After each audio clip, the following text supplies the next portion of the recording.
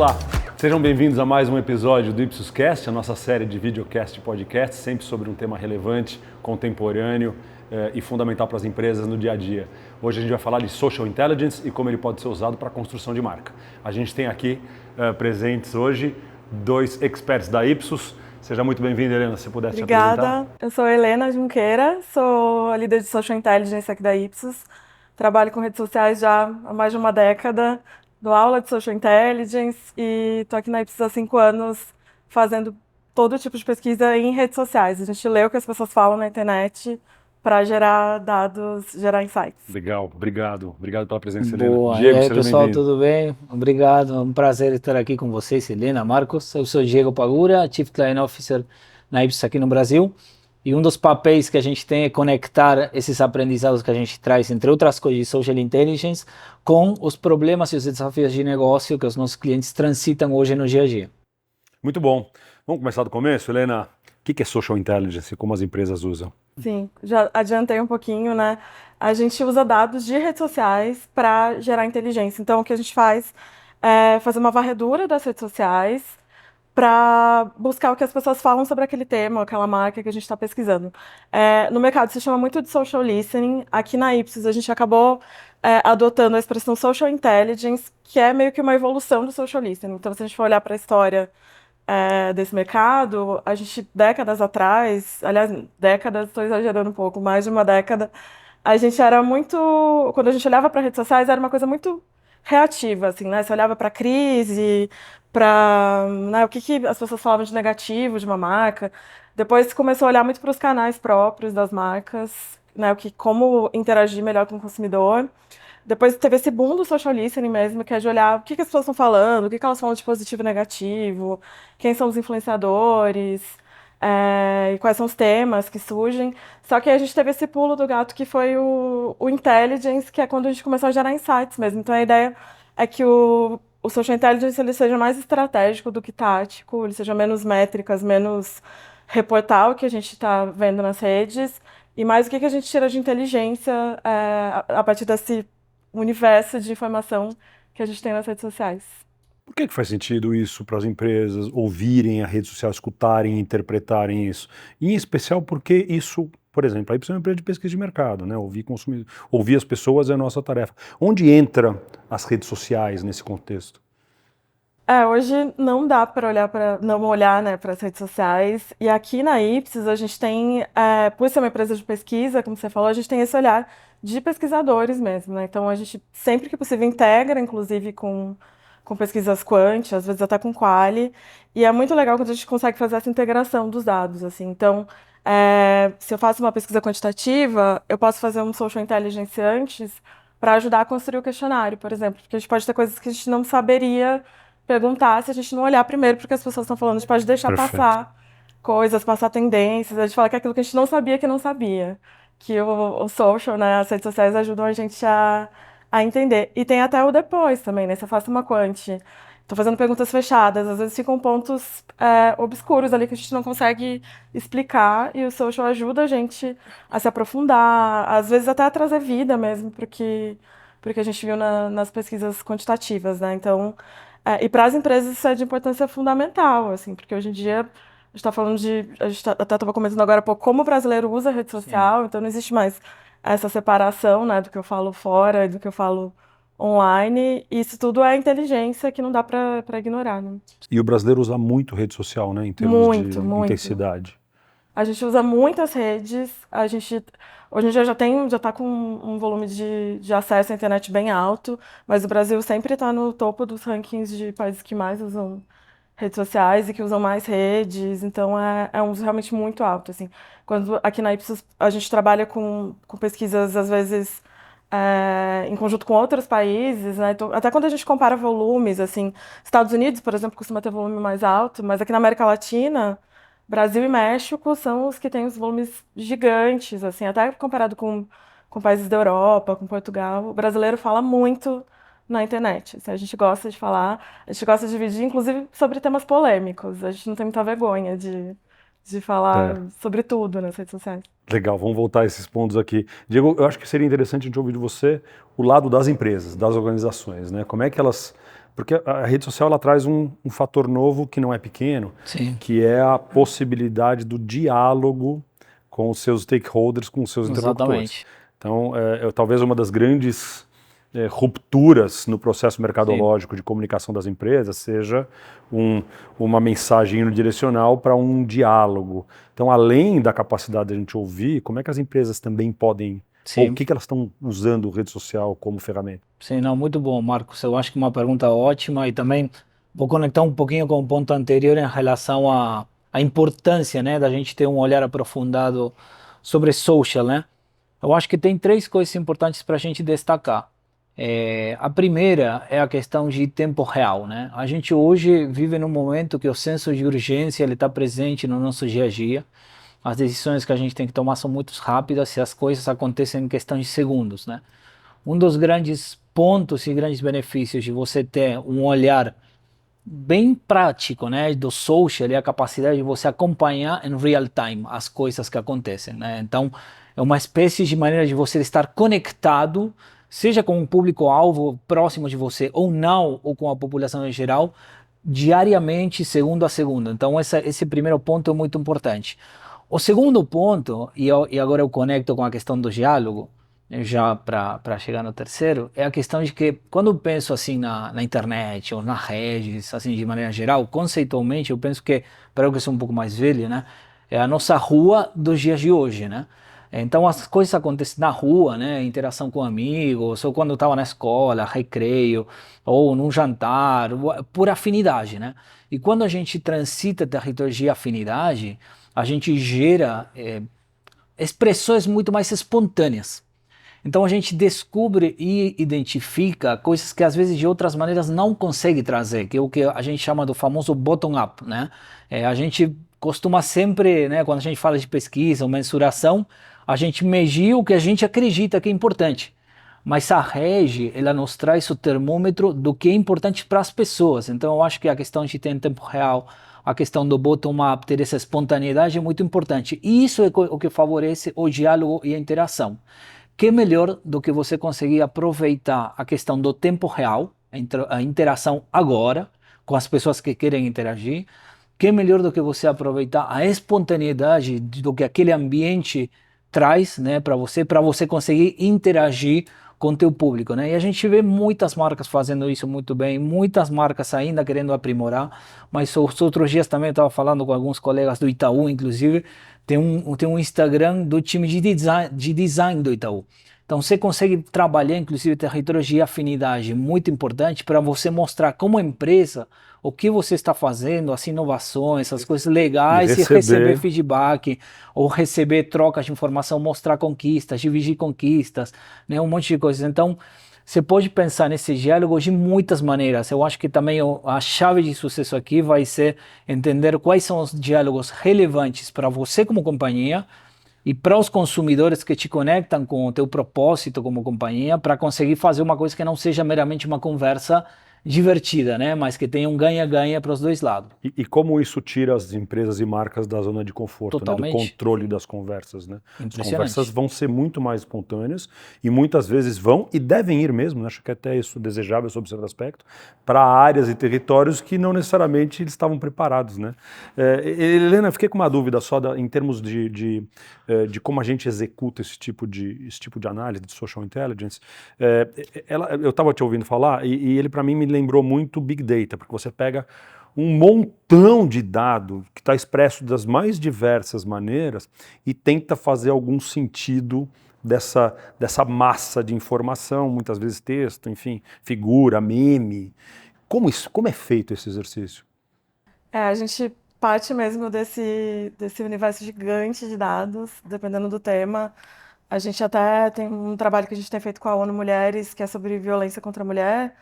A gente está numa segunda onda, mas na onda anterior a gente está falando de 5 milhões de publicações em redes sociais, né? Então a gente parte disso e a gente faz uma filtragem mesmo. Então precisa ter um filtro.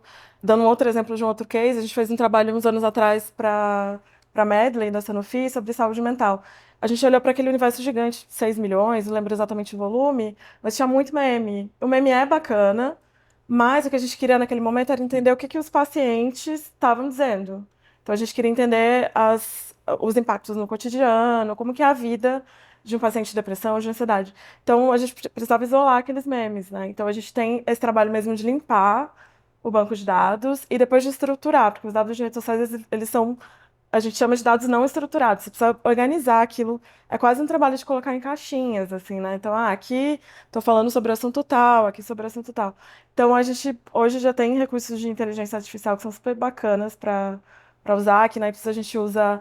A gente tem algoritmos que a gente desenvolve, mas existem milhares de ferramentas de processamento de linguagem natural. Então, o que esses softwares ou esses algoritmos fazem é pegar as combinações de palavras que as pessoas citam, entender aquelas combinações e dizer, não, se uma pessoa disse eu não gosto desse shampoo, ela está falando de shampoo, ela está falando de negativo. Então isso ajuda a gente a estruturar os dados, mas o trabalho não é feito sozinho, assim. Então muitos clientes acham que é só comprar uma ferramenta, ou até chamam o nosso trabalho de ferramenta, sempre falam, mas quanto custa a ferramenta de vocês, né?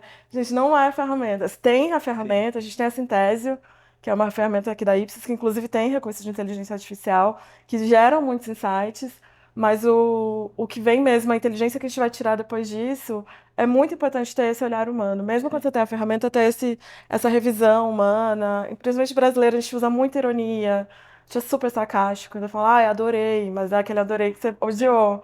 Então, é o humano que vai entender isso, né? Então, a gente fala, a gente usa inteligência artificial humanizada, porque você tem os recursos de inteligência, mas sempre com olhar humano, com a revisão humana, com a análise humana. É isso que faz a análise ficar mais... Sim, o que eu vejo, só para Na verdade, complementar também essa questão, é que, ou seja, o Big Data, o grande risco que ele tem é de você não saber o que você quer extrair dele, né? Ou seja, a informação está lá, ou seja, é interessante e às vezes a gente atribui, né, para a inteligência artificial a responsabilidade de trazer.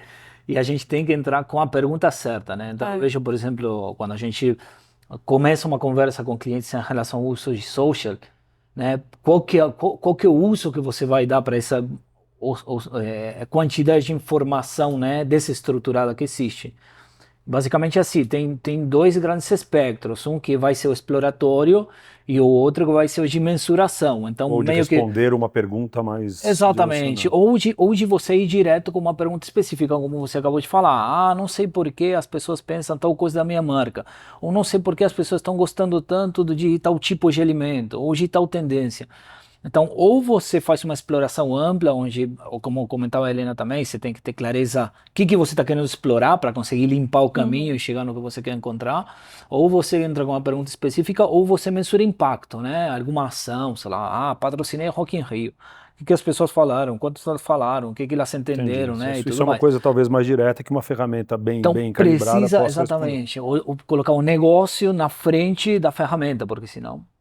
Até a gente tem, o Diego falou agora a expressão bottom-up, né? Que é o que a gente olha bottom-up de baixo para cima. O que vem espontâneo, mas a gente tem o top-down, que seria de cima para baixo, que é o que a gente está buscando. Então, quando a gente faz uma pesquisa integrada com uma quantitativa, a gente fez, agora recentemente, eu estava trabalhando com o Diego num projeto de imagem de marca. Então, a gente tem um projeto de brand health, né, de saúde de marca. Então, a gente pegou todos os atributos que eram medidos ali na pesquisa quantitativa e foi buscar nas redes sociais.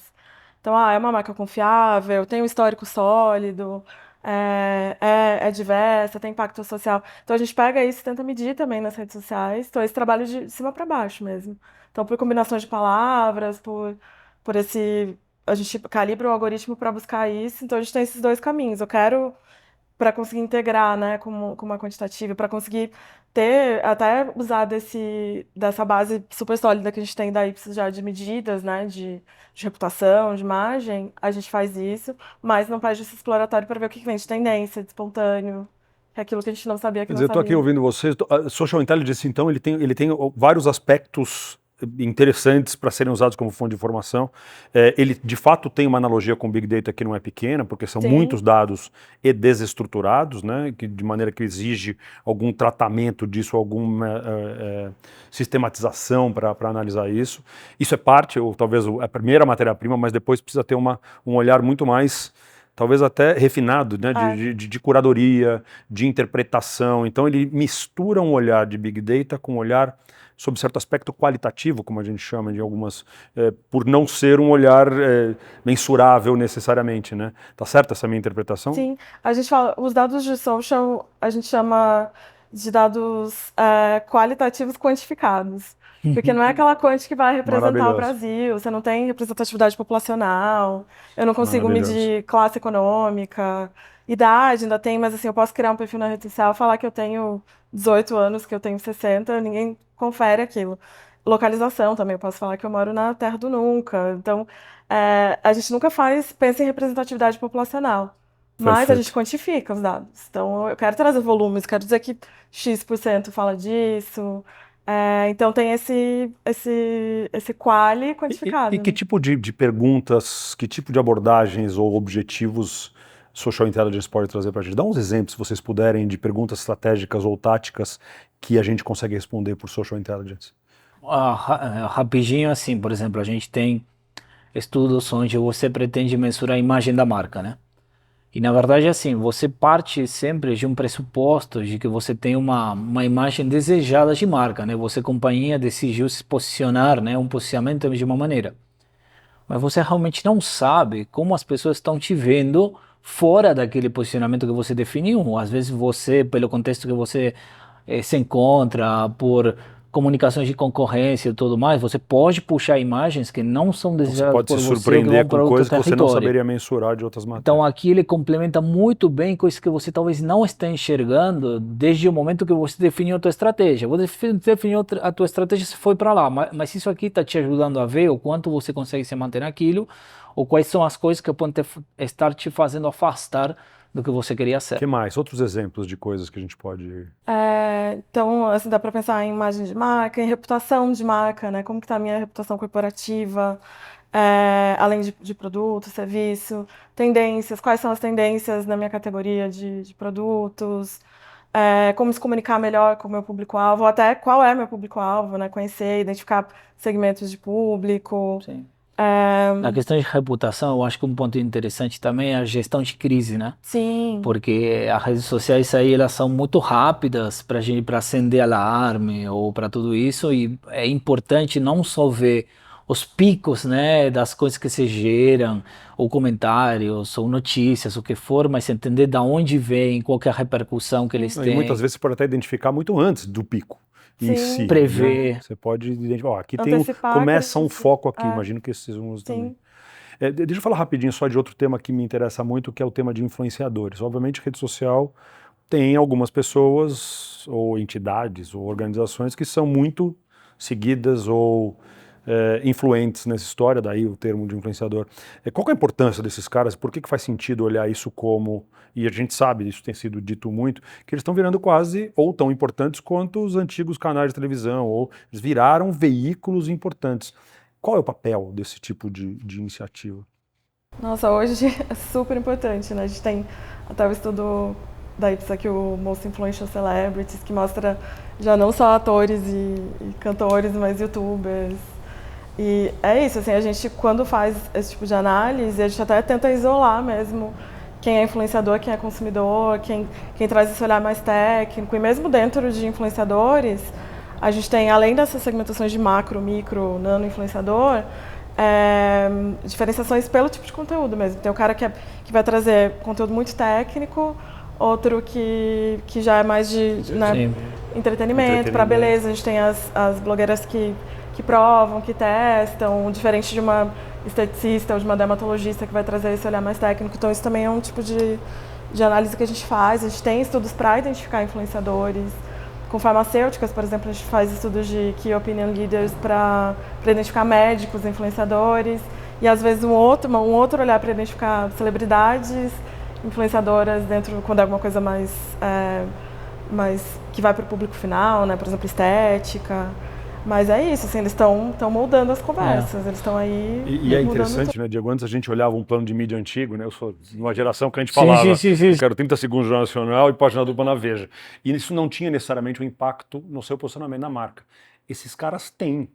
Né? Os Como caras que têm. as marcas olham isso? Os caras têm. O primeiro ponto é que, obviamente, o influenciador não é determinado apenas pelo volume, de seguidores que ele pode ter, seja micro, seja macro, ou o que for. Não é isso, né? O influenciador, ele pode ser influenciador para uma marca e não para outra. Então, o primeiro que você tem que olhar é o território de afinidade, né? Se aquele cara ou aquela pessoa te representa, né? Como o que você quer transmitir como empresa, é primeiro. E depois, eu gosto de voltar no segundo ponto que eu falava no início, que é a questão de que, para mim, a internet é a nova rua, né? Ou seja, com quem você se relacionava na rua, quem você ouvia, quem você queria imitar, com quem você queria se comunicar, com quem você sentia que o que estava te transmitindo mexia com você, com pessoas que você se sente muito próximo. Então, por exemplo, vamos um exemplo assim, nosso, de futebol, por exemplo. Um influenciador de futebol não é apenas, por exemplo, uma pessoa que conhece muito de futebol.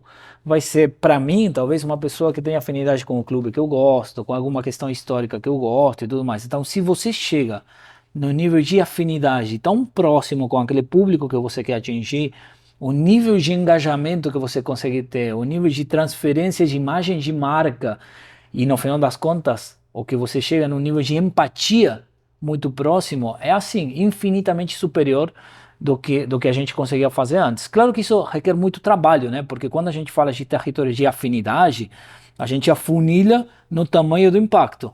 Quando a gente falava dos planos de mídia, como você colocava antigamente, a gente priorizava massa. Frequência e alcance. E hoje precisa duas coisas também, porque se você fica puramente, né, na gestão via influenciadores, você vai falar só com um público muito afim.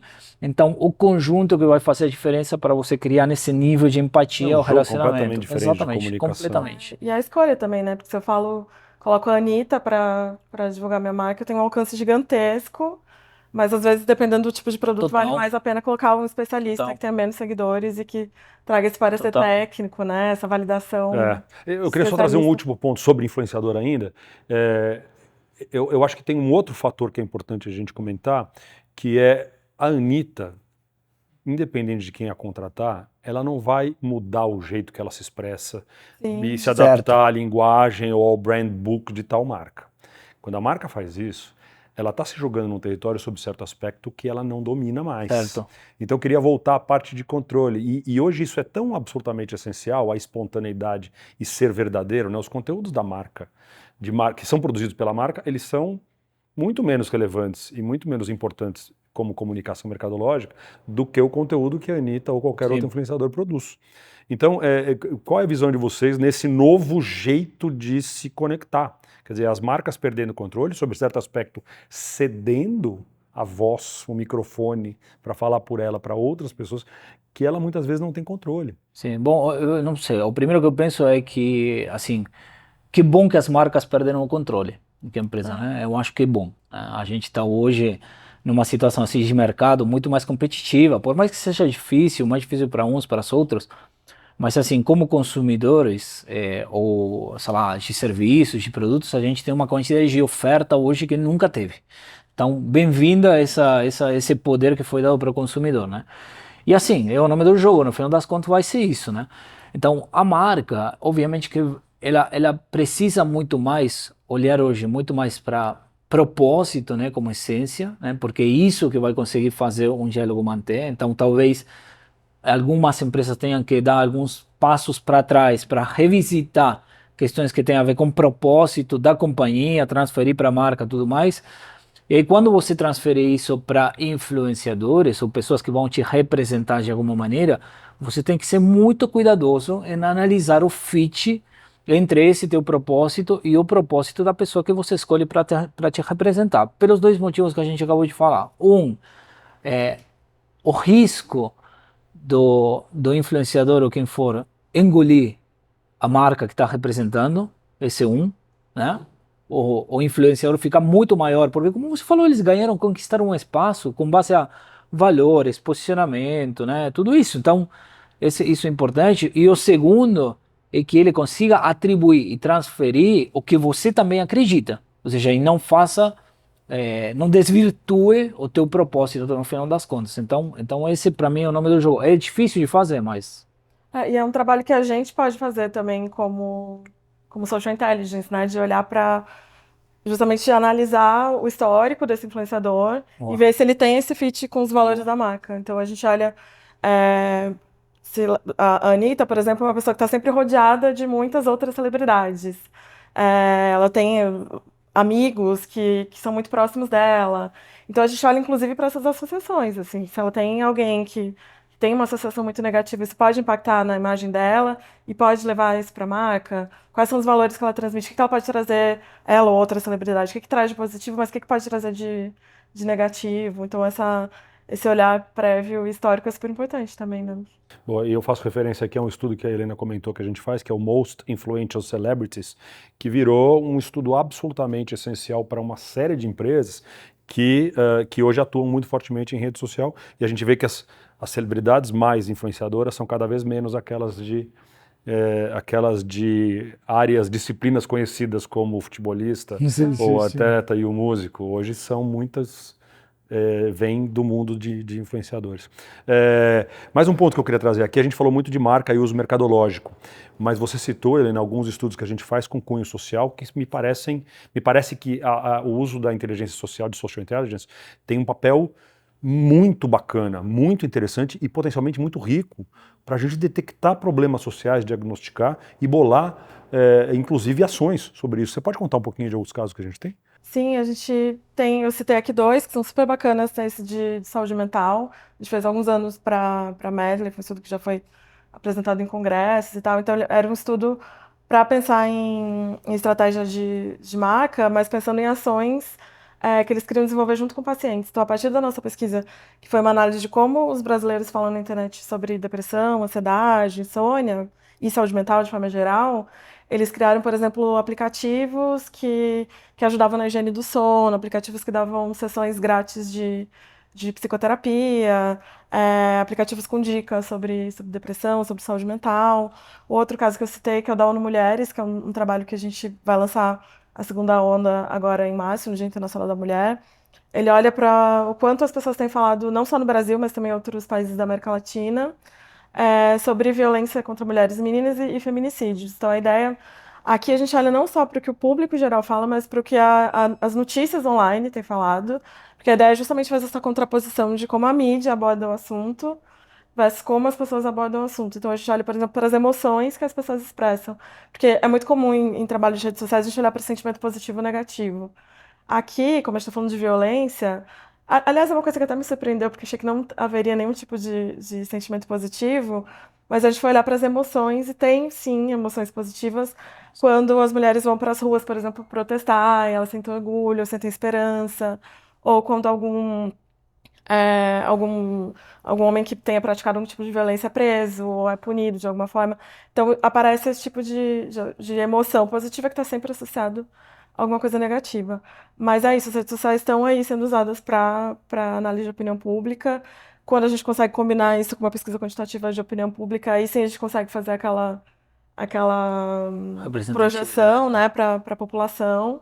Mas as redes sociais hoje são chamadas de quinto poder, né? A gente tem a imprensa com quarto e a rede social, porque a gente está manipulando a opinião pública, a gente vê o governo mudando ações por causa de rede social.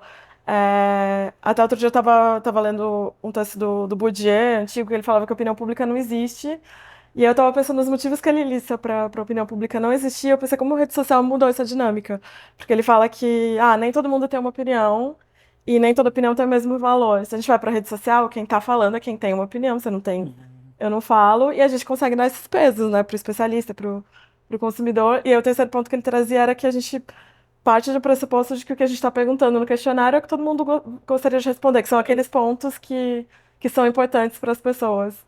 E nas redes sociais a gente tem justo aquilo que a gente falou do Descobre bottom-up, que né? não, nem sempre é assim. A gente descobre coisas. Então, acho que é uma nova forma de pensar a opinião pública hoje com rede social. Não, e não dá mais para ignorar, né, Helena? Agora, olhando assim, ouvindo vocês, realmente fica tão claro que não dá para a gente ignorar isso. E Diego, para a gente terminar aqui, como é que as marcas podem usar isso? E, em especial, queria me referir a essa capacidade enorme que a rede social tem de dar voz a temas ou pessoas que normalmente não seriam ouvidos, né? E queria relacionar isso com o que você falou de que bom que a marca perdeu o poder. Né? Isso. Eu gosto de conectar hoje com uma coisa que Assim, tomara que não seja uma moda, né? Mas o que hoje é o ESG, né?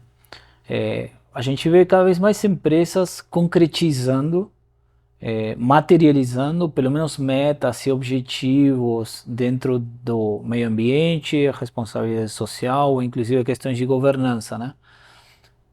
Mas às vezes eu acredito que a gente olha muito a partir do que a gente acha que tem que fazer nesses três quesitos, né? E a gente escuta pouco o que as pessoas esperam que a gente faça em relação ao meio ambiente, Sim. em relação à ajuda à sociedade, em relação a gente como empresa, inclusive coisas de transparência, né, e tudo. Então eu acho que teria que ser um pilar fundamental na estratégia de ESG, uma escuta espontânea e autêntica do que as pessoas hoje falam, e como eu falei, eu acredito muito que as redes sociais são as ruas de hoje, e o que se fala nas ruas é basicamente o que a ESG pretende mudar e fazer. Então eu acho que por esse lado tem uma pegada muito interessante, fora as questões obviamente atreladas ao negócio mais tradicional também, como a gente comentou. Incrível, não dá para ignorar. Helena, obrigado, parabéns pelo trabalho. Obrigado, Obrigada. Diego. Obrigado, um Valeu. prazer. Foi Pessoal, muito se bom. vocês ficaram, a gente falou aqui sobre, só arranhamos a superfície do tema, contate-nos. A gente vai colocar aqui nosso contato aqui embaixo do vídeo. Não deixem de contatar a gente se tiverem dúvidas, se quiserem conhecer um pouco mais sobre esse trabalho. Obrigado, até o próximo episódio.